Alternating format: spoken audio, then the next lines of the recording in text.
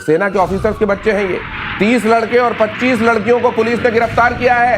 पाकिस्तान के कसूर में रेव पार्टी में सेना के बच्चे शामिल थे। सेना के अधिकारियों के बच्चे। रेव पार्टी के खिलाफ एक्शन लेने वाले एसएचओ को सस्पेंड कर दिया गया है। मुबारक हो एसएचओ को सस्पेंड कर। देखिए वहां पे सिर्फ जनरल्स हैं, ब्रिगेडियर्स हैं, ये खुदा है पाकिस्तान के। इनके सामने पाकिस्तानी कौम सजदा करती है। इन सब को पकड़ने इस एसएचओ की मैं कह रहा हूं, ये जो पुलिस वाला था, इसकी जुर्रत कैसे हो गई?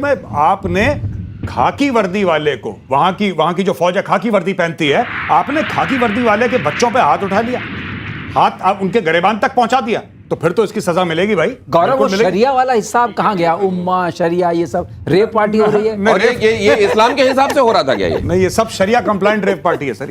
ये कंप्लाइंट है, ये कंप्लाइंट है 100%। क्या इनको सबको हलाल सर्टिफिकेट मिला होगा? नहीं, देखिए आप सबकी नजरें नीची हैं, अब शर्म हया में सब मामला चल रहा है। नहीं तो फिर ऐसा काम अगर किया गया है, आप कह रहे हैं कंप्लाइंट है, तो फिर शर्म हया नहीं होनी चाहिए। लेकिन दूसरी बात मैं एक और जानना चाहता हूं, ये जब इन्होंने पैसे के लिए दूसरे जगह मना कर दिया, यहां सेना के ऑफिसर्स के बच्चे रेव पार्टी कर रहे हैं, वो पूछेगा नहीं तो हमारे पैसे देने हो, घर में मौज उड़ा रहे हो? बिल्कुल, मैं तो ये कह रहा हूं, अगर पाकिस्तान अपने जनरल्स की तिजोरी से पैसा निकाल ले और वापस पब्लिक को दे दे, तो पाकिस्तान को आईएमएफ लोन की जरूरत नहीं है। इतना पैसा है इनके जनरलों के पास। अच्छा, दूसरी बात मैं ये भी समझना चाहता हूं कि किसी का लेकर दिया नहीं, तुम्हारा लेके भाग जाएंगे क्या वाली बात जो है, ये टर्की कब तक मदद करता रहेगा?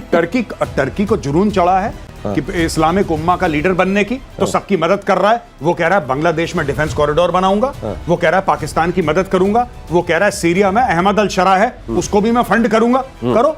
पाकिस्तान तो अंधा कुआं है, इसका कभी पेट नहीं भरता। इसमें चाइना समा गया, अमेरिका समा गया, तुर्की क्या बच्चों वाली चीज है। और ये जब रेव पार्टी वाली तस्वीरें आप देख रहे हैं, अब आप समझिए, ये जब लोग कहते हैं तहरीके तालिबान पाकिस्तान वहां पर क्यों इनके ऊपर अत्याचार कर रहा है, तो एक दिन मेजर गौरव आर्य ने बड़ी अच्छी बात कही थी कि इस्लाम के नाम पर तुमने एक अलग देश बनाया और इस्लाम के हिसाब से जायज काम तुम वहां कर नहीं रहे हो, तो असल में तहरीके तालिबान पाकिस्तान तुमको असली मुसलमान बनाने के लिए ही ये सब कर रहा है। ये देश फिर खोलेगा तहरीके तालिबान पाकिस्तान। ये मैं बता रहा हूं वो क्या, और उनका जो प्रोसेस है मुसलमान बनाने का बहुत पेनफुल है। तो ये जो पाकिस्तान दर्द से करा रहा है, ये सब हरकतें करते हैं।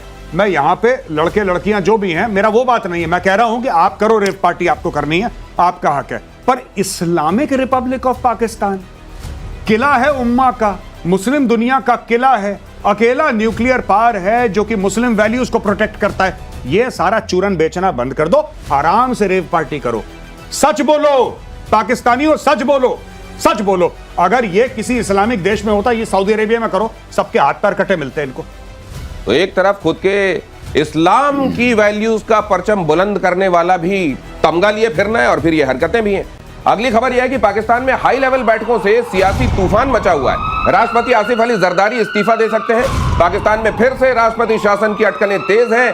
फील्ड मार्शल असीम मुनीर से सुप्रीम लीडर बनने के मतलब अब ये सुप्रीम लीडर बनने की चर्चा है इनके। मेजर गौरव आर्य, क्या ये वहां के खमनेई बनने वाले हैं? बिल्कुल ये हैं, ये ऑलरेडी सुप्रीम लीडर हैं। ये देखिए, बच्चे क्लास में होते हैं ना, छोटी क्लासों में हमारे टाइम पे होता है ना, बच्चा बहुत चंट है, उसको बोला डबल प्रमोशन। ये जनरल से डायरेक्टली सुप्रीम लीडर, इसको क्या है फील्ड मार्शल क्यों बना दिया बीच में? फील्ड मार्शल तो इनके यहाँ नौकरी करता है, इसको और ऊपर बनाओ। ये खमेनेई टाइप का बनना चाह रहा है। वहां पे जरदारी फरदारी को आउट करके ये बैठेगा। मैं बता रहा हूं, एक दिन ये बंदा अगर चाहे तो ये प्रेसिडेंशियल पैलेस पे बैठ जाएगा, और किसी का, मैं बता रहा हूं, किसी का बाप इसको नहीं रोक सकता। क्योंकि अब देखिए ना, इसने ट्रंप के साथ खाना खा लिया, ये ट्रंप के हाथों बिक गया।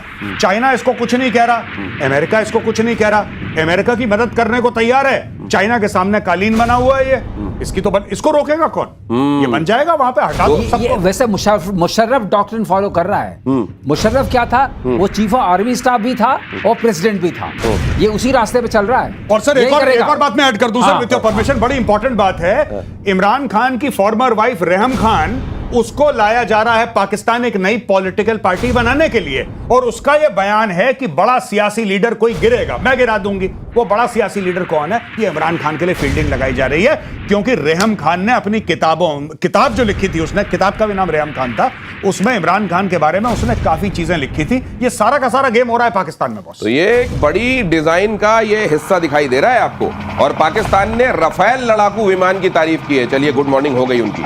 पाकिस्तान ने राफेल लड़ाकू विमान की तारीफ की। पाकिस्तानी एयरफोर्स के डेप्यूटी चीफ ने तारीफ की। Air vice marshal Aurangzeb Ahmed ने कहा कि राफेल एक बेहद शक्तिशाली फाइटर जेट है। ये कहना गलत है कि राफेल एक कमजोर विमान है। तो जैसे मुझे लगता है ये रहस्य उद्घाटन हुआ है सर, कि उन्होंने जो राफेल मारे थे वो असल में डमी कुछ था जो हमने भेजा था और उसको उन्होंने मारा था। अब उनको समझ आ रहा है राफेल तो था नहीं, तो राफेल तो बहुत पावरफुल फाइटर जेट है। नहीं दिनेश, प्रतिशोध करते करते मेरे भी ज्ञान चक्षु खुल गए।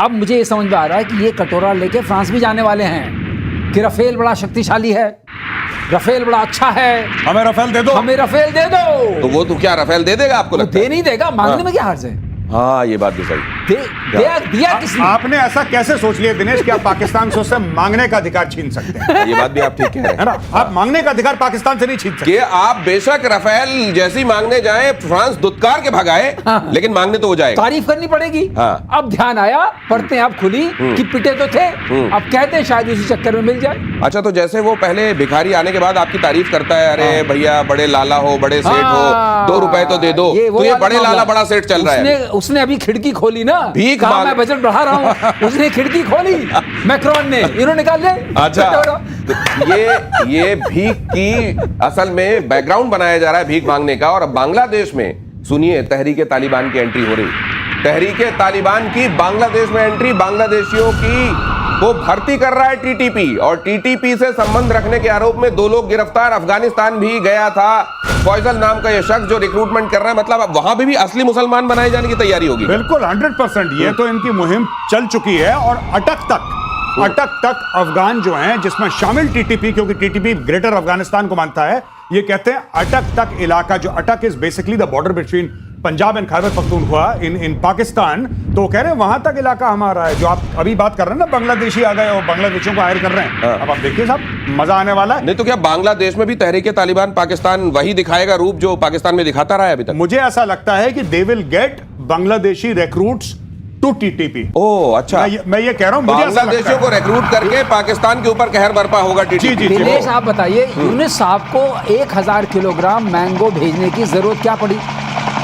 ये क्यों भेजे हैं उन्होंने? अब आप समझिए, उधर टीटीपी आ रहा है ना, अच्छा, वो रिक्रूट कर रहा है, TTP उनका रिक्रूट यहाँ कर भी रहा है। बॉम्ब फूटेगा। अच्छा। तो जरा सा इंटेलिजेंस शेयरिंग हो जाए, इंटेलिजेंस शेयरिंग, कहीं हमको हाँ। पता चल जाए कि वाकई ये टीटीपी वाले रिक्रूट कर रहे हैं, क्योंकि खबर तो हमने यही देखी है प्रतिशोध में, इसलिए हम भेज रहे हैं क्या। और यूक्रेन पर पुतिन को ट्रंप ने फिर से धमकी दी।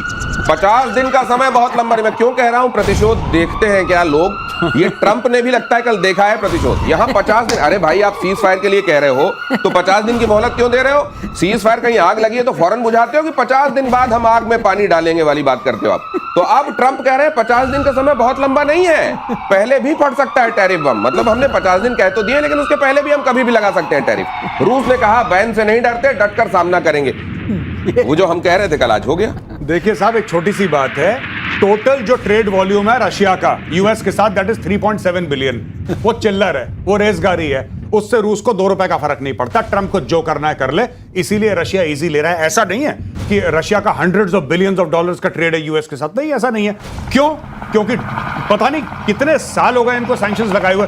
अभी जब लड़ाई शुरू हुई थी यूक्रेन के साथ रशिया की, तब से सैंक्शंस थोड़ा ना लगे, इसके पहले भी लगे थे, इसके पहले भी सैंक्शंस लगे थे रशिया के ऊपर। तो रशिया ने अपना इकोसिस्टम बना लिया है with in the sanctions regime. अब इन्होंने यूक्रेन की लड़ाई के बाद और टफ सैंक्शंस लगा दिए, फिर उसने 3 साल में अपना एक सिस्टम बना लिया। अब रशिया को इतना फर्क नहीं पड़ता। अब देखो दिनेश, ऐसा है, Russia is the most sanctioned country in the world, better than Iran, better than Iran.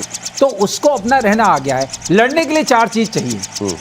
आपके पास अपना तेल हो, आपके पास अपनी टेक्नोलॉजी और जहाज बनाने और बाकी अम्युनिशन बनाने की चीज हो, आपके पास अपने आदमी हो, आपके पास आपकी बहुत बड़ी ज्योग्राफी हो, और आखिरी है आपके पास अपना वोदका हो। लेना कुछ नहीं है। हाँ, और इनमें से कुछ नहीं लेना उनको अमेरिका से, और इसीलिए इसमें अपना कुछ नहीं जाता, तेरा घाटा। ये कह रहा है रशिया। और यूक्रेन को लेकर अमेरिका में ट्रंप की नीतियों का विरोध शुरू हो गया है। यूक्रेन को हथियारों की सप्लाई बढ़ाने का विरोध, ट्रंप के समर्थकों ने ही हथियारों की सप्लाई का विरोध शुरू कर दिया है।